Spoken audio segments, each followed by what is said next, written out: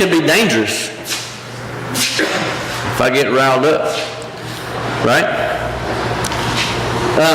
Before I get started, I tell you what, let's pray.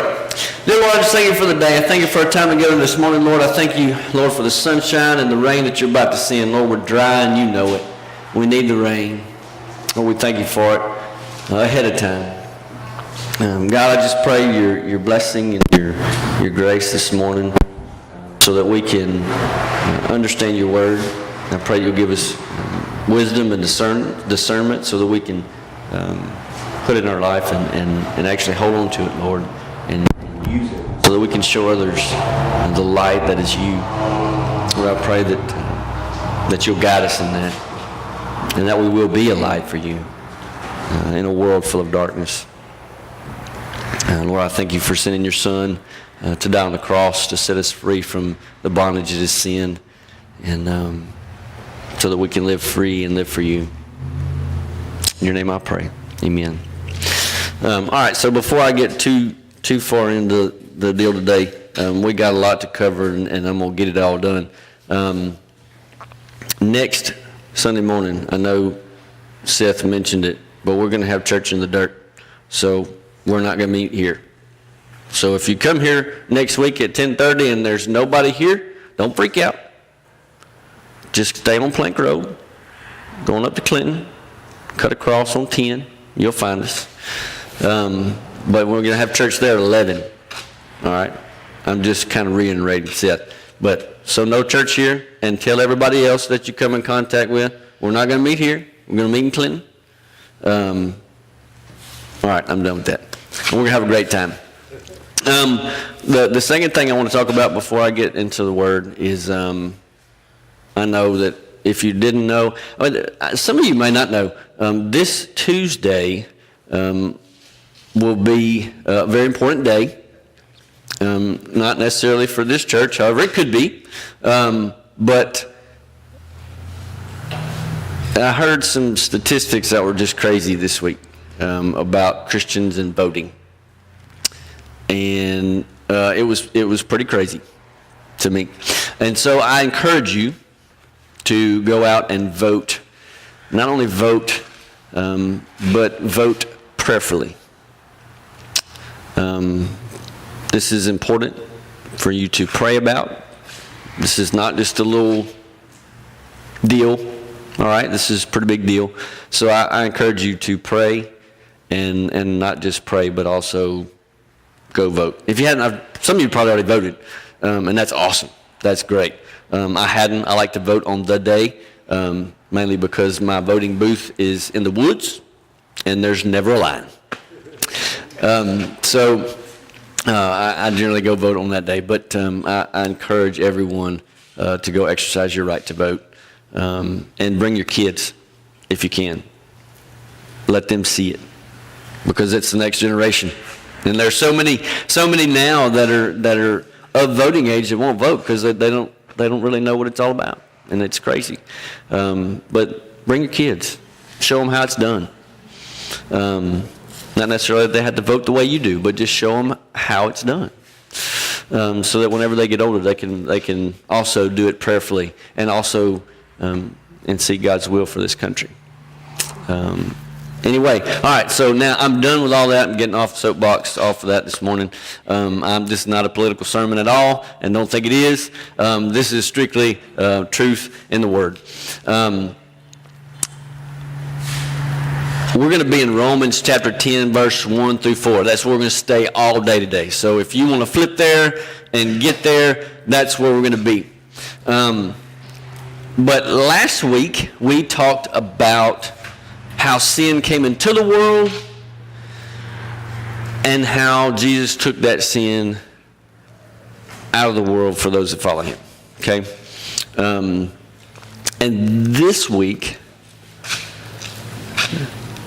this week we're going to talk a little bit more about it's a big word, a big churchy word, and it's called atonement. All right? And what that means is it's a price paid for something. That's an atonement, all right? It was a price that had to be paid to get something, and it was paid. All right? Atonement. Y'all got it?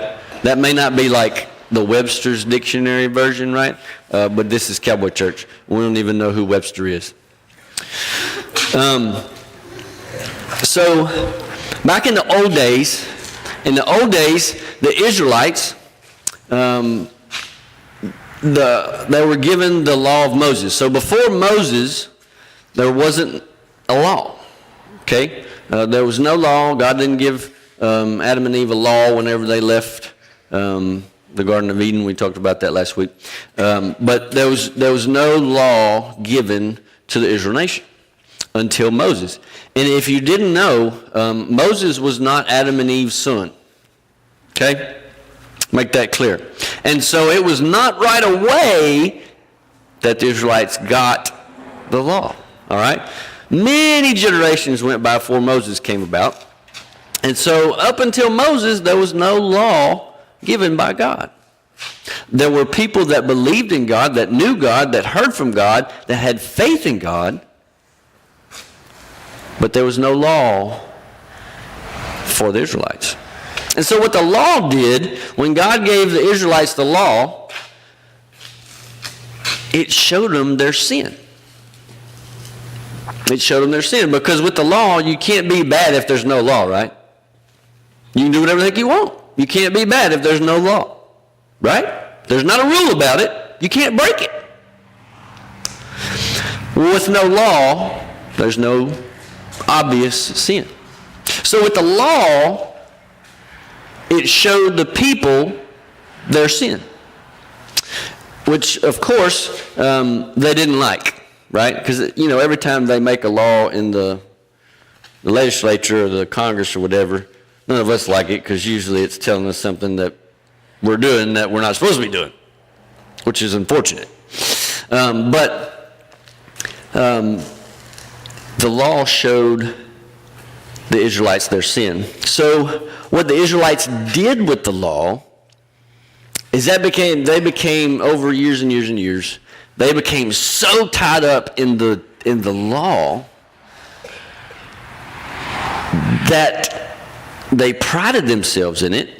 This is kind of going up into Jesus' time. They prided themselves in it, and they became full of pride.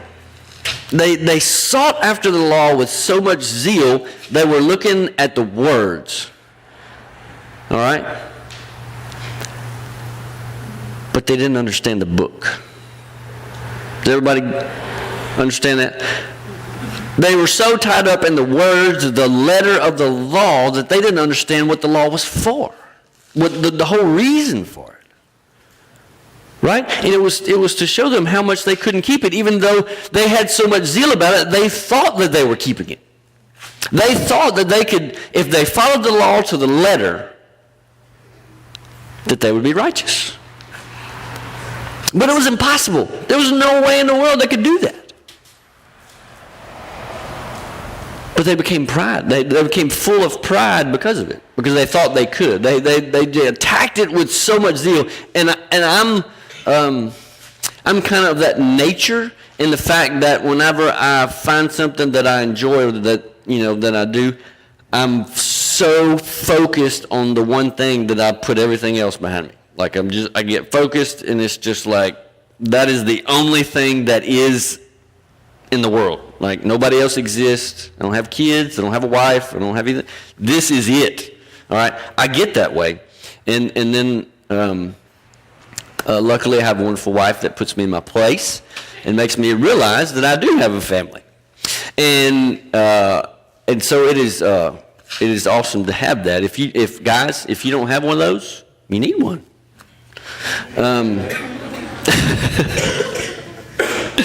She's mad at me now. But look in Romans chapter 10, verse 1 through 4. It says, this is Paul talking to the Romans. It says, "Dear brothers and sisters, the longing of my heart and my prayer to God is for the people of Israel to be saved. I know what enthusiasm they have for God, but it is misdirected zeal. For they don't understand God's way of making people right with himself. Refusing to accept God's way, they cling to their own way of getting right with God by trying to keep the law. For Christ has already accomplished the purpose for which the law was given. As a result, all who believe in him are made right with God. This may seem elementary. And for years and years and years, it seemed elementary to me. And maybe I'm just elementary. Who knows? But I got to reading this, and it just kind of popped out at me one day that, you always hear about, well, Christ fulfilled the law and all this, and he's not abolishing the law because he fulfilled the law and all this. And it was words on a page to me for forever. And it was just, people talking. But it kind of popped out at me that the very reason that Jesus actually fulfilled the law. All right, so the law made the standard. Everybody got that? The law became the standard. Whenever God gave it to the Israelites, it became the standard by which everything was measured. All right, and it was perfect. But we as humans couldn't reach that law. So we could never be perfect. We could never be righteous. We could never measure up to God's standard. Here Paul is telling the Romans that the law is not what saves you. The law is not what makes you righteous. It's your faith. Your faith in God is what saves you.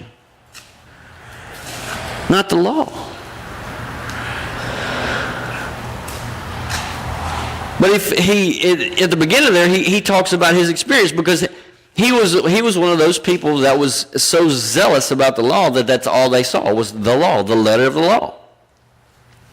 But then after on the road to Damascus, God showed him that was not the case. It was not the law that made him righteous because he couldn't meet that standard. He couldn't be perfect.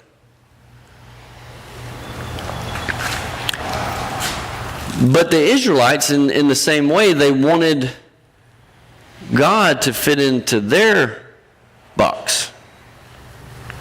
Right? We all have a box that we think everything should be, and they wanted God to fit in their box. I don't care how big you make your little box. God's not going to fit in it. He's too big. We want God to fit in our little box that we decide is what God is. God is this. We make a point that my God is this. He does this. My God is this. And we make dimensions to our box. I'm going to tell you that God will never fit in your box. He will never fit in your box. I don't care how big you make it. He will never fit in your box.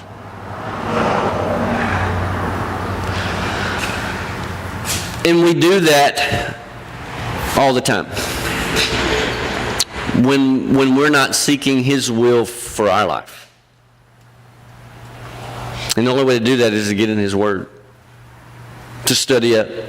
To know what He says. We put Him in a box whenever we don't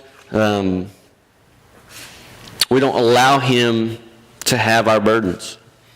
When we take on our own burdens about our finances, about our children, about our job, about our spouse.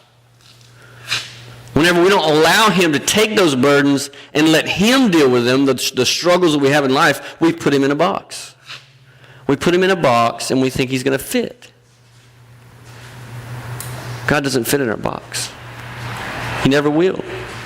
We can't make a big enough box.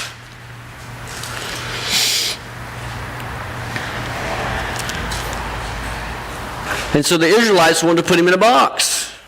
They wanted to make Him fit in their box, and they couldn't. And they could never measure up to what His standards were, and so they said, well, we'll just put Him in a box. and then he's in our box, and we got it made, right? But they didn't have faith in him that he was bigger than the box. Is this what he was? Bigger than the box. He's bigger than us. He's bigger than this world. He's bigger than everything that we have or can even possibly imagine. But yet we still try to put him in a box. The Israelites, they also couldn't accept the change. Okay, so when Jesus came into the world, man, he flipped it upside down, turned it inside out, backwards, forwards, and sideways. They didn't know what to think because all they saw was the letter. All they saw were the words on the page. They missed the book for the words on the page. And so they couldn't accept that they were wrong the whole time. They couldn't change their mind because they were so zealous, they were so buried in the law that they couldn't get their heads out to understand that Jesus was here to do all these things, to take care of this. And what they were, and they weren't even this. They were looking for Jesus, but not in Jesus. They were looking for a king. They were looking for somebody else. Somebody was going to be great and take over the world and make their lives all kind of better and just, knock out the Romans and kick them out and just be all powerful and all that stuff. They didn't understand the whole point of Jesus coming was to serve, not to be served, right? Christ came to fulfill the law, right? I already told you that's kind of a big churchy term. Let me break it down. Christ came to be perfect, to live a perfect life. The law was perfect. He came to do every part of it perfectly.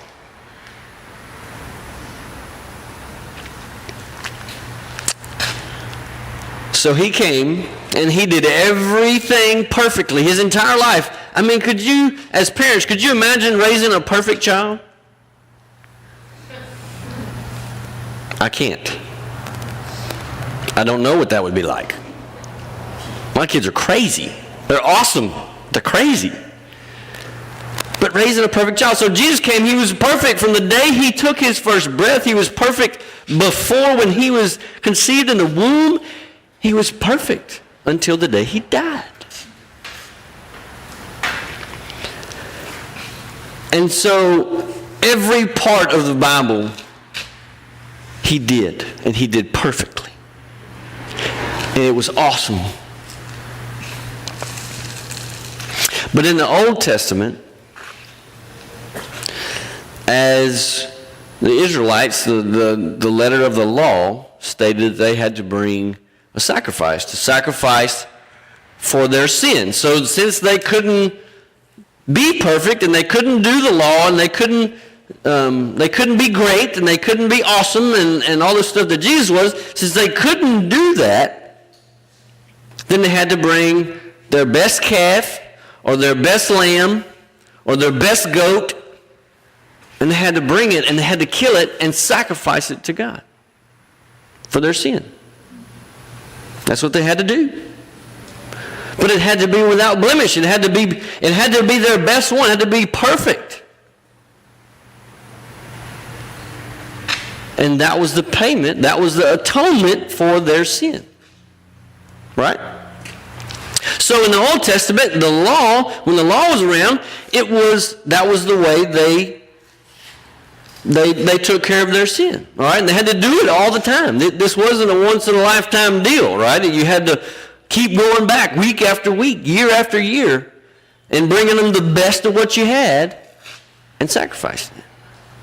Spilling the blood of that perfect bull or lamb or goat and giving it to God.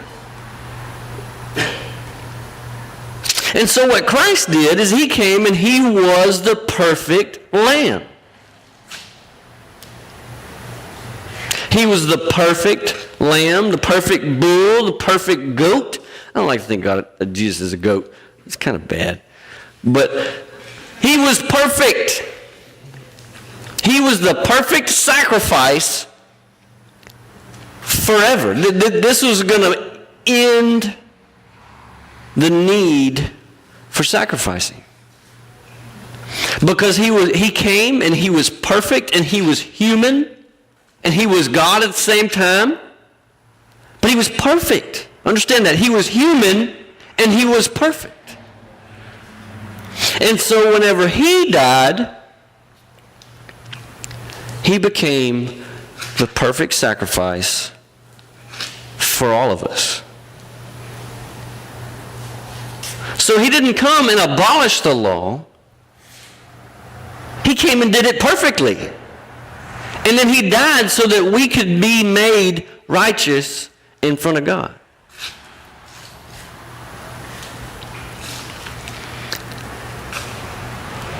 It was awesome. It was amazing. It is still amazing. We can't be perfect by living by the law.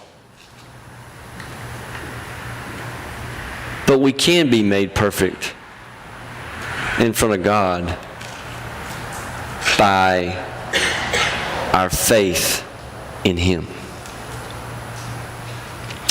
In fact, that is the only way that we can be made perfect in front of God.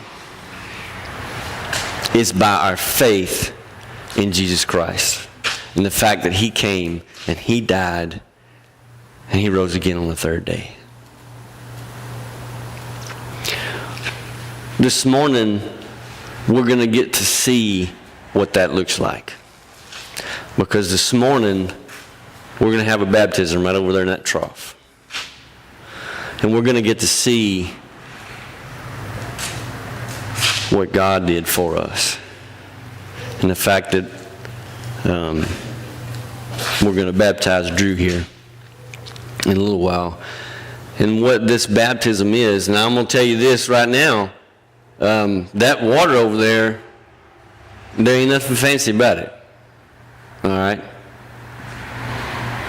It wasn't boiled. It ain't holy. We didn't do anything. There's no magical potion we put in there to make it holy, all right? That water is water out of the tap. But that water is going to wash his sin away. And only because of the fact that he's given up his life to God. And all this baptism is a symbol to everyone here that now we're supposed to hold him accountable for everything that he does. But it symbolizes the death and the resurrection of Jesus Christ. And that's what it symbolizes. And this is one of the things that we're called to do as a church. And this is one of the most awesome things that I get to do as a pastor of this church.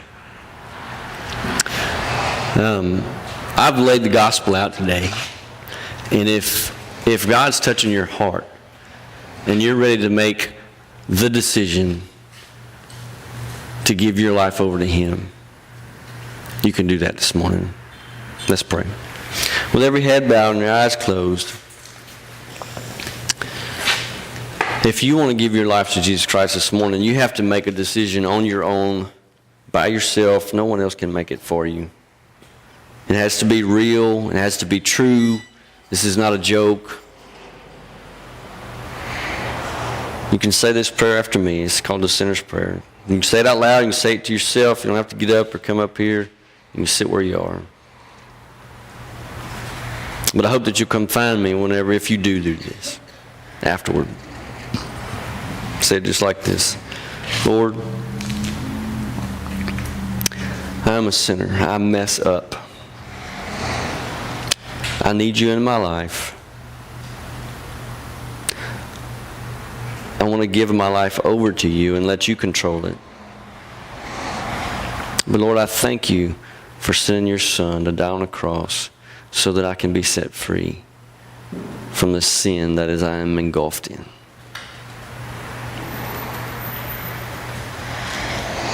So Lord, I thank you for the day.